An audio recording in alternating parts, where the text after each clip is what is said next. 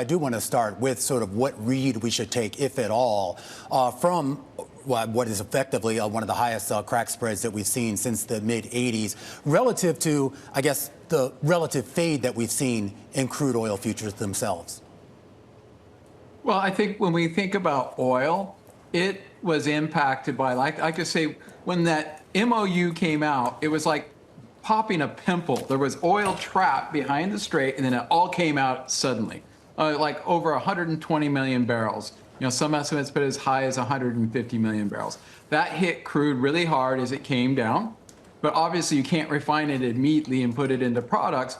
But at the exact same time, Ukraine started striking deep into Russia, like 1,300 kilometers inside Russia with precision drone strikes that were taking out what we call the CDU, crude oil distillation unit. That's the primary tower. Some of these things are going to take years to rebuild.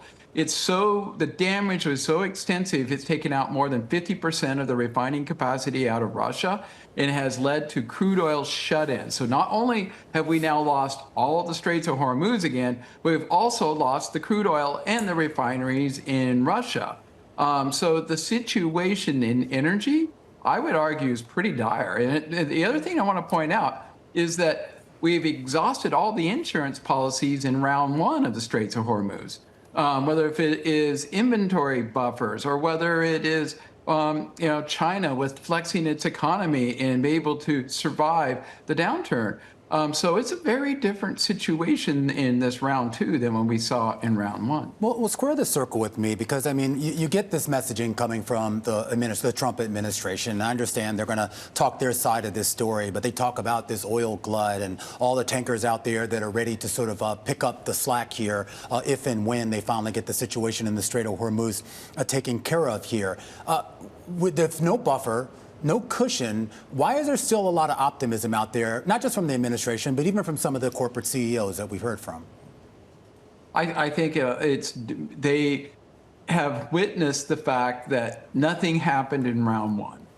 And I like to say commodities are spot asset. They price today's fundamentals.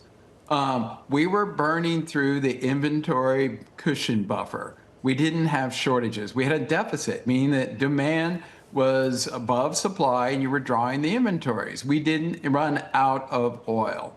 This time around, why do we have products trading at these all-time high levels, and you have diesel, I think in New York Harbor is like $130 or $140 a barrel? Because we are now witnessing the probability of running into real shortages of products.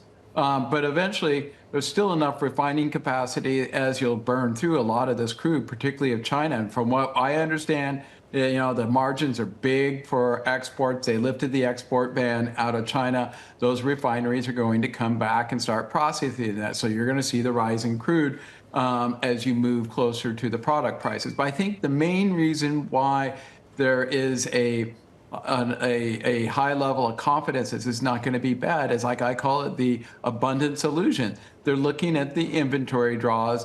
China helped out with flexing its system, and we didn't see the shortages. So everybody's convinced round two you won't see the shortages. The situation, this is it. And both sides have, entrenched themselves. Oh, one other fact that makes this one different. Saudi and the Houthis are at it. Mm-hmm. The Houthis control the Red Sea. They can take out Yanbu, which was the diversion export for Saudi Arabia. So the situation this time around is just far different and far more dangerous.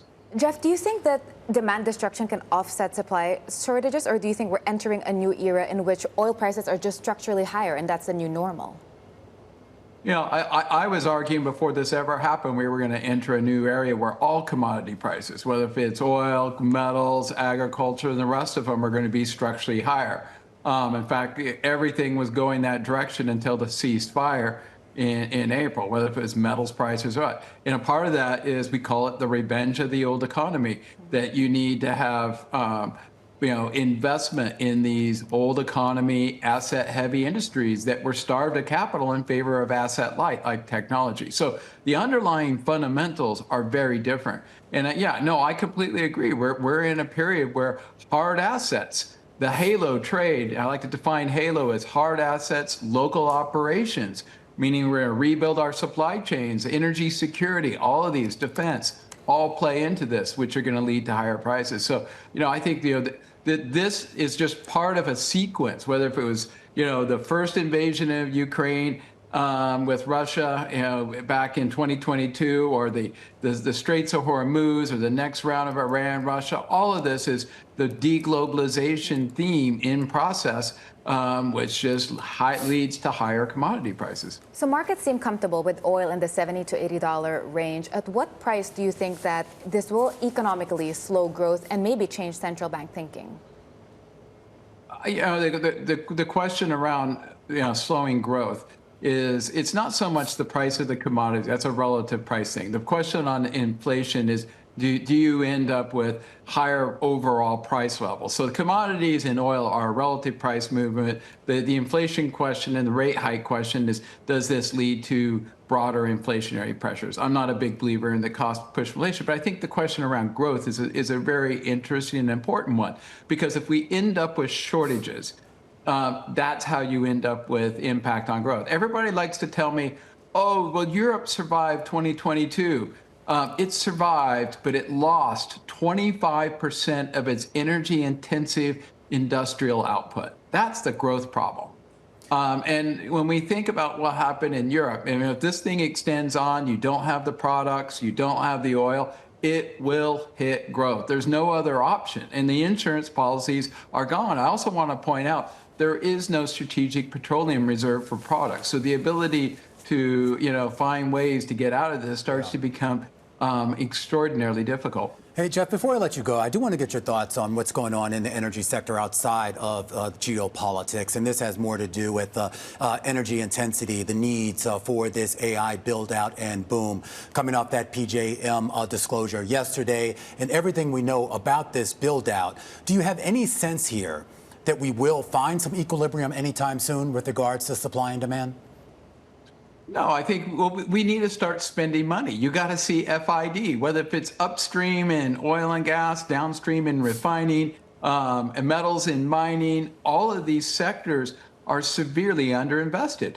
You look at metals and mining, CapEx is down 35% from its peak. You need a lot of metal in those data centers. And you need metal for the grid. You need metal for transformers. You need metal for turbines. We need oil and gas to burn in them. We got to get to a point where commodity prices are high enough to attract capital back to the sector. You need higher return on investment to compete with the asset-light group.